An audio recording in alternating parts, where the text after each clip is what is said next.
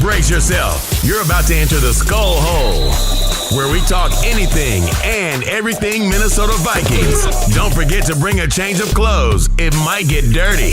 Here are your hosts, Draft Season's own, One Bar and Lups.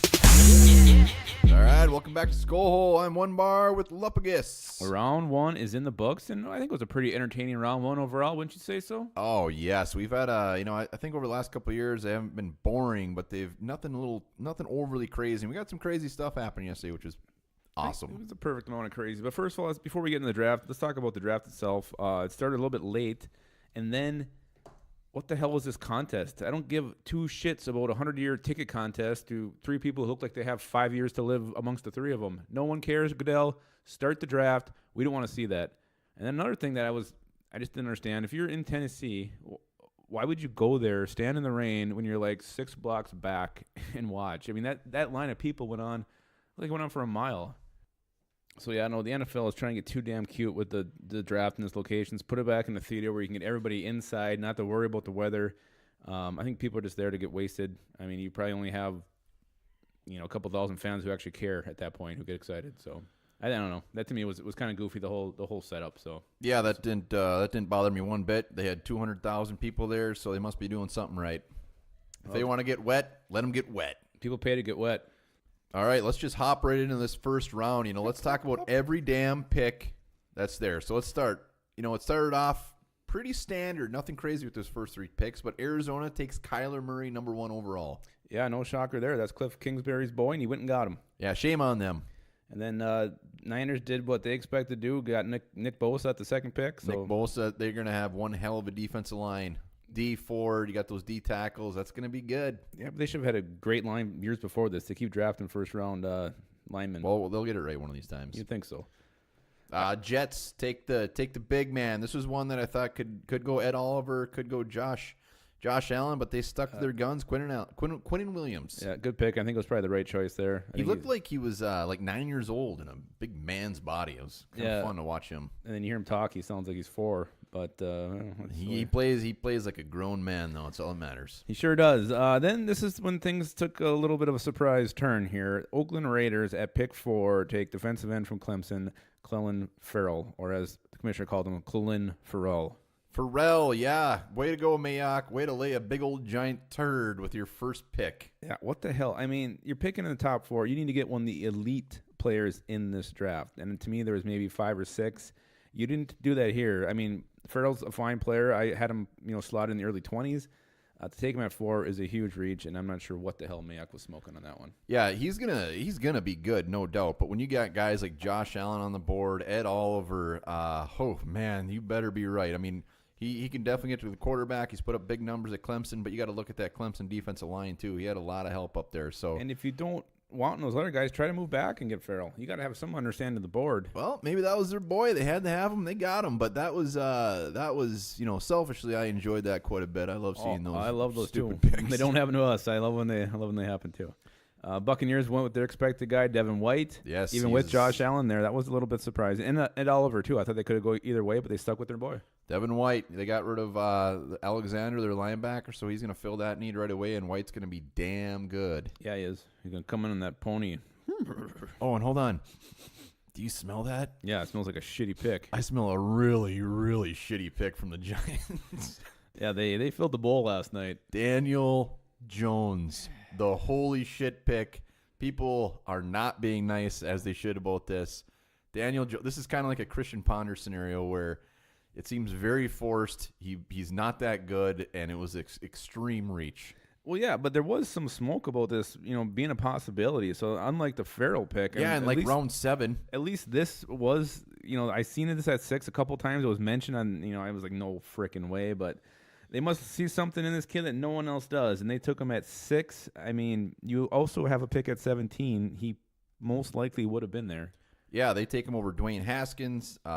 Even Drew Lock, who's still on the board, but still, I think I would rather have Drew Lock than Daniel Jones. You look at what Jones did in college against elite competition. He did nothing. He did actually really, really bad. Well, and then there's also Josh Rosen, who could probably be had for like a second round pick. I don't know what Dave Gettleman's doing in New York. It just seems like he does not have a clue. Yeah, he doesn't really have a clue really anytime he's done anything. I'm surprised he has a job. Poor Pat Shurmur. I mean, even him, they're saying, like, yeah, you could sit for 3 years.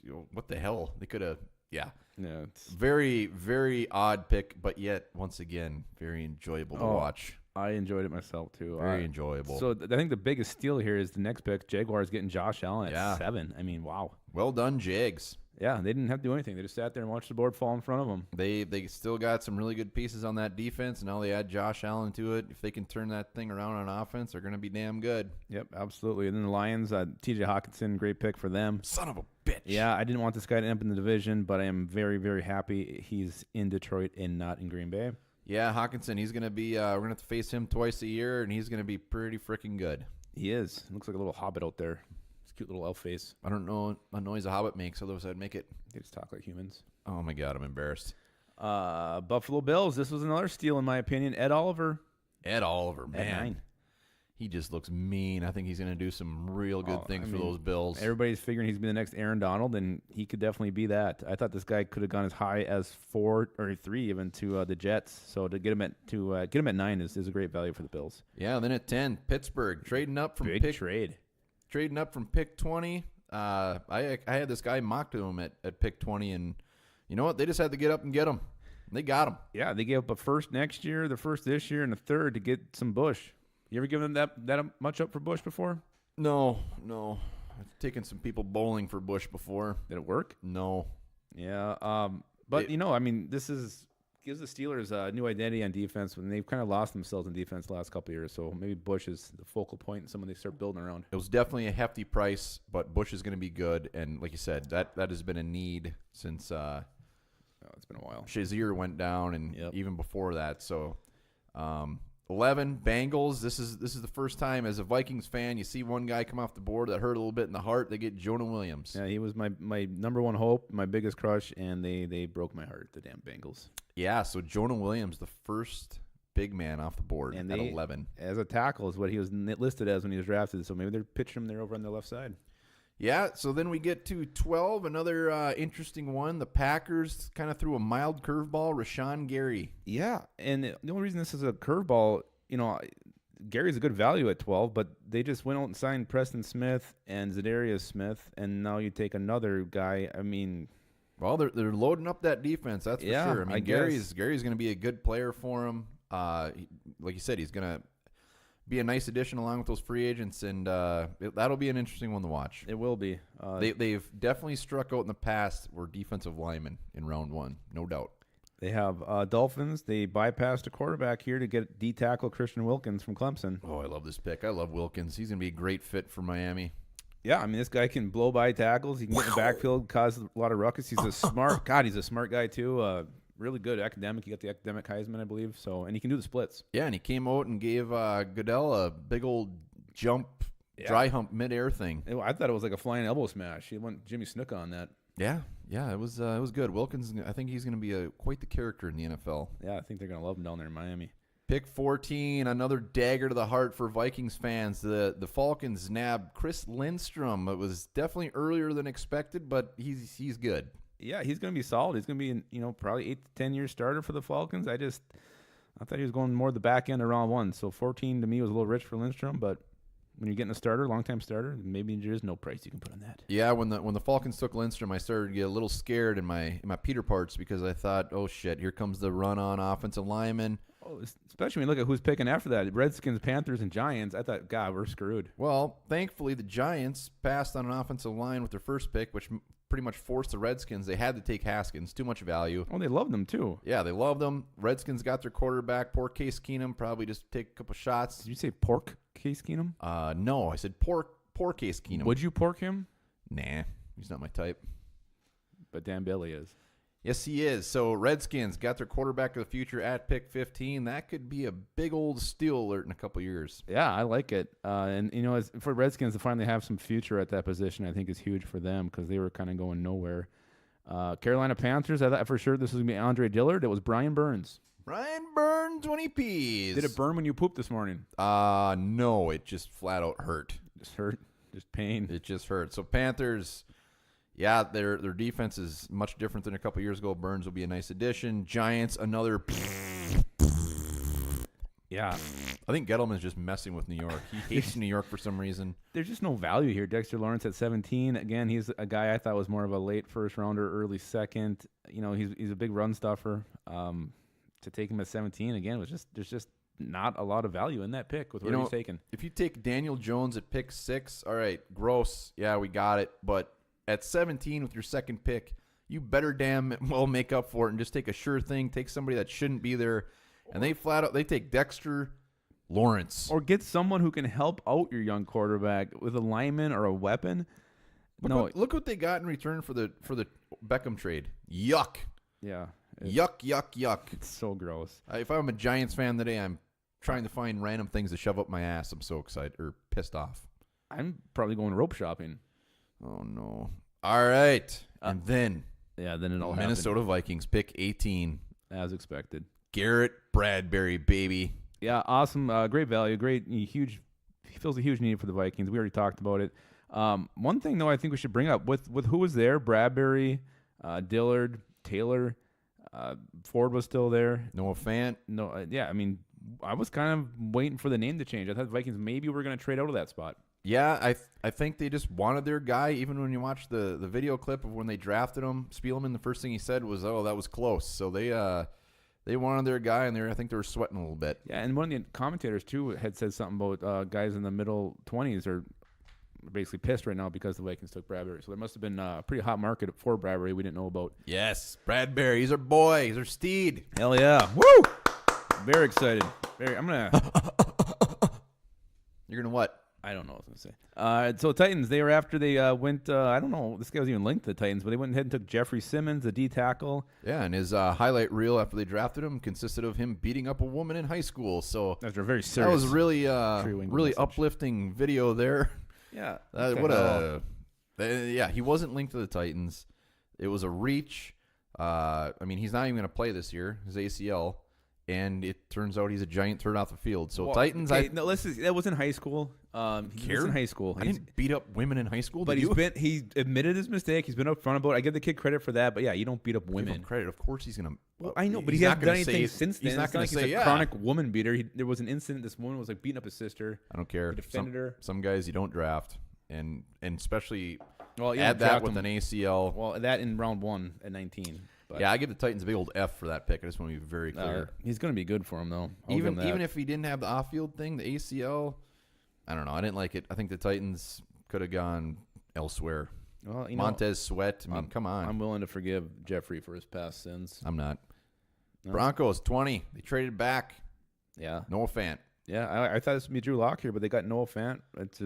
At 20. That's a huge value. Great job by the Broncos to get Fant and to get future draft picks, a future first rounder. That's huge. Yeah, they pretty much. I mean, even if the Broncos would have stayed at 10 and took Fant, I don't think it would have been that crazy of a pick. So to get those picks and him, well done, Denver. Absolutely.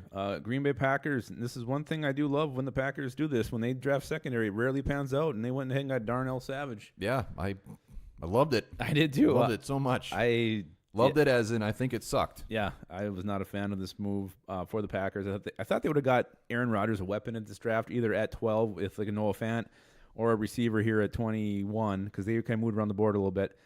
But they went Darnell Savage. Yeah, I mean, he plays balls out. He's a big hitter. But, geez, I don't know. For some reason, it seems like Green Bay is where secondary players go to die. Yeah, they could have even got like a Andre Dillard or somebody to add to that offensive line, but man, they are totally focused on defense, and they're making that very, very clear. I'm thinking the rest of this draft, the Packers will be looking at offense quite a bit, but I'm glad maybe they pan out, but on paper it looks like Turd City. Yeah, I'm very happy with the Packers draft went. Thank you, Packers. Good job. Yep. Good job, Green Bay. Good job. Thank you. Eagles moved up, and they took Andre Dillard, big O tackle from Washington State. What, you talking about Dilly Bar? I am. And, again, I didn't want him for the Vikings just because I thought it would be too much shuffling if we took a tackle there, especially one who's not really ready to go.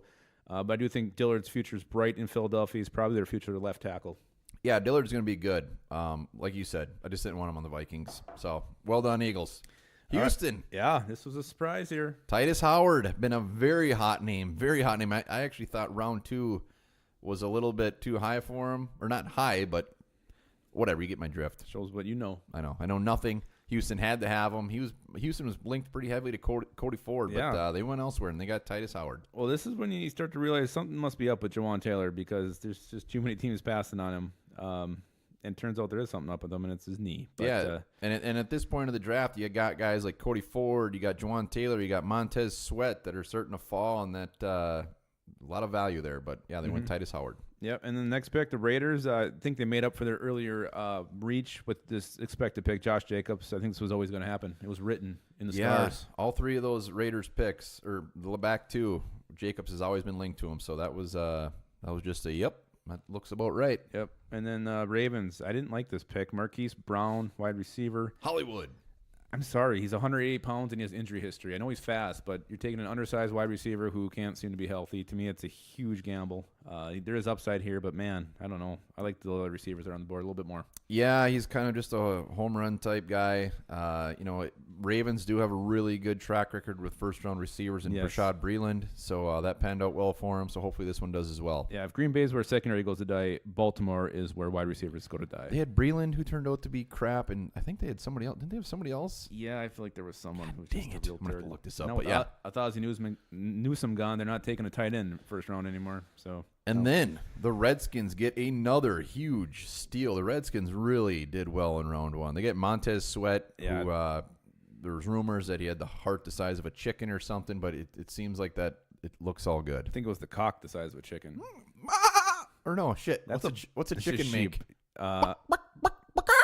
That was a good chicken, but you really butchered it when you did a sheep first. Yeah, I got sheep on the brain. Yeah, huge. This is a great move. They trade up to get this guy. It makes a lot of sense. He's a top 10 talent. He's got that heart issue, but some say it's not even going to bother him. It's not going to be an issue. So, good job, Redskins. Hopefully. Yeah, Montez Sweat. Holy shit, pick 26. I think Redskins really, really improved their team last night. Oakland Raiders, Jonathan Abrams, safety. I don't know why you need to take a safety there, where there were still like 7 that are very good value. They probably could have got one similar skill set in round 2, but you know what? They had to have Jonathan Abram. Yeah, when it comes to the safeties, there's just that little pack there that they're kind of all the same type of value in my mind, and Me too. They got one of them, so it wasn't bad, wasn't great. No, I mean both right. Yeah, I think there's about 6 guys who could have gone from 27 to 50, so when they got one of them. And then the Chargers take to Tiller. Your Jerry boy. Tillery. I'm so glad he's off the board. You Did not want him. Yeah, he's like the one player you absolutely hate this year. I don't hate him. I don't know. I didn't want him. He'll be all right, though. He'll be good. Yeah, I think he's going to be good. Yeah. Do you smell it? I smell something again. It smells a lot like it did last year. Smells like my hangover shit this morning. No, that's the Seattle Seahawks taking L.J. Collier, defensive end from TCU. Oh, God, that's what it is. Yeah, wow. No one saw this coming. We kind of mentioned with the safeties, there's kind of a group there that could, late first to somewhere in the second. There's a group to me of DNs who are strictly second rounders, and Collier was right in the middle of that. So I think this is about 25 picks too high for me, maybe 30. I think it's about 25 rounds too early for me. This guy's like a second rounder, but Seattle, leave it to Seahawks every damn year. They just take some dude out of left field in round 1 all the time. They don't really understand value. I don't think they understand value draft boards where these guys are going to fall. I guess this is the replacement for Frank Clark. Good luck. I mean, the guy does got some edge rush ability. I think he's a little bit undersized, but I don't know. He's not a first rounder in my mind. Yeah, trade back. Just forfeit your pick. I don't know, anything. But that pick reeked. Did you fart again? No. What could it be? The Giants are on the board again. Oh shit, you're right. Yeah. More reroll here. Trade up to get cornerback DeAndre Baker. They had to move up to get this guy. Yeah, and there's still, he was the first corner taken. Greedy Williams is still around. Murphy's still there. Rocky Sin's still there. Yeah, they had to get their guy. They got him. I don't even know what they gave up. I don't either. But, man, it just... Hopefully they traded Daniel Jones to move up and get him. Maybe they did. I don't know what the Giants are doing. Hang tight. There's going to be someone there, very similar skill set. If you don't get Baker, you're going to get somebody else. So if you have to have a corner, just hold on to your horses. You'll get one. I actually do like Baker quite a bit, but if I'm the Giants and I've already made those 2 third picks, this is the last team I would expect to go up and get him. So yeah, I don't. And you know what? I feel the same way about this next pick. just keep the shit rolling here. Falcons move up to get Caleb McGarry, O-tackle. So now at this point, I'm thinking Juwan Taylor killed somebody or is dead. I don't know what happened because these guys who were ranked like 3 below him are going off the board before this guy. And Caleb McGarry. Yeah, the Falcons made it very clear that they wanted to improve their offensive line. So they got Lindstrom and McGarry in round 1. McGarry's going to be good. He's straight up right tackle. But, Juwan Taylor must have cut one of his legs off yesterday evening. Yeah, McGarry's going to be good. I don't think there's a lot of upside with him. I think he'll be a starting right tackle in the NFL, and I think that's his ceiling. That's where he'll be. Yeah, he'll be decent. And then we round off round 1 with the Patriots. Yeah, a lot of ways they could have gone here. Yeah, they had to have him. I thought maybe they'd take the quarterback, but they took N'Keal Harry, the big wide receiver from Arizona State. Not really, the typical Patriots selection. Yeah, I think he's going to have a damn good rookie year for the Patriots. I think he's going to be good. He's going to be a good fit. Like you said, it's usually, I did not expect this pick. Well, maybe they're trying to replace on the size of Lawson Gronkowski. I thought they would have took more like the, route runner like A.J. Brown, who's a much more accomplished, receiver who can understand the Patriots offense a little bit better. But, they must have a different plan for Harry, and I think he will fit in well there. All right, so those are the guys who officially went in round 1. Let's talk about some guys that did not go in round 1 that we expected. Well, the big one, we talked about him already, Juwan Taylor. I thought this guy was a top 10 pick, and to see him on the board right now, to me, I'm still trying to comprehend it. Yeah, even if there's something up injury-wise, it's hard to believe that he gets out of round 2, even the first half of round 2. So I expect him to come off Cody Ford. Another big one. The corners, Greedy Williams, Murphy, they're always looked at the end of round 1, but still surprised that they're both still there. Yeah. And another thing, too, is the receiver talent that's still out there. DK Metcalf, A.J. Brown, Hakeem Butler. Those guys I all thought could have been first-round picks. To have them all there, and then you still throw in Deebo Samuel, Paris Campbell. There's some Kelvin Harmon. There's some damn good receivers that are going to go off the board here in round 2. Yeah, and the Vikings might have their eyes on a lot of those guys because 18 picks in, pick 50, there's still going to be somebody there that shouldn't be. Offensive line, we already talked on the big ones, but we haven't talked about the biggest one yet. Dalton Reisner is still on the board. Hell yeah.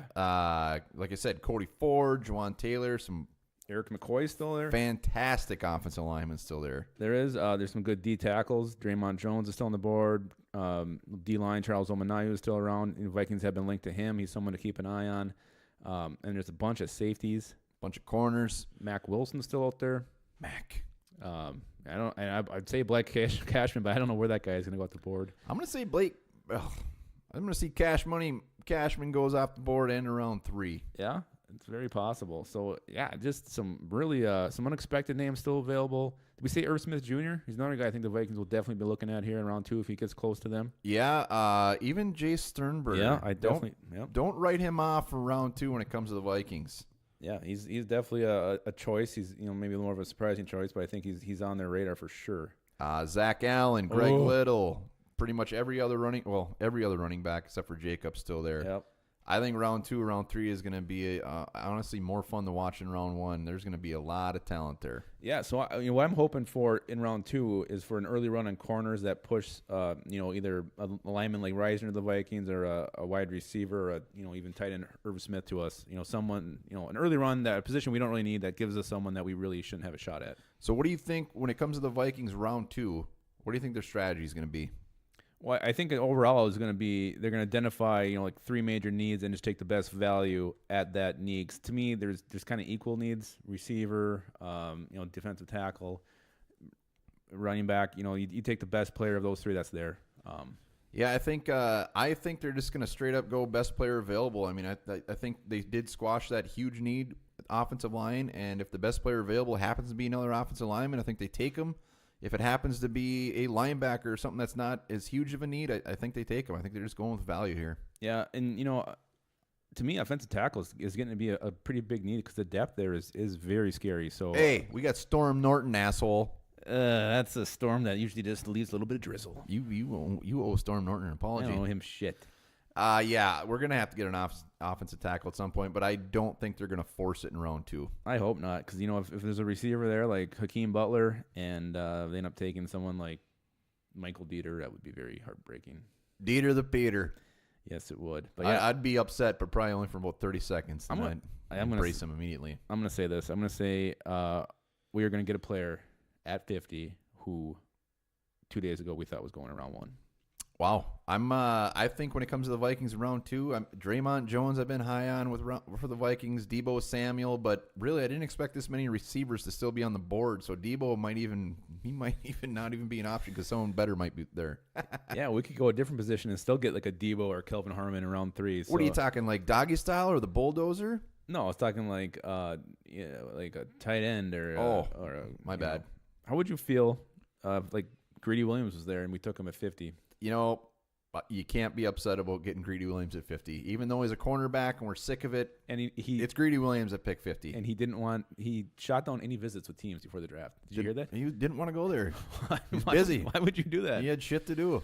Oh, that's completely freaking mind-boggling. And can we talk about that one outfit? Who the hell was it? Was it Rashawn Gary? Who was wearing that prom dress looking thing? Well, like the white thing? Yeah. Was it Devin Bush? Yeah, it was Devin Bush. Yeah. What the hell? I don't even know what it was like an MC Hammer outfit. I don't know what the hell you call that thing.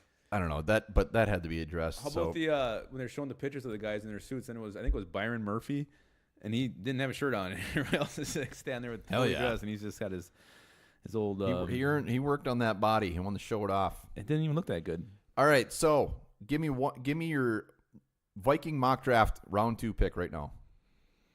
I'm gonna go Irv Smith Jr. Tight end Alabama. Jr. Wow, that's good.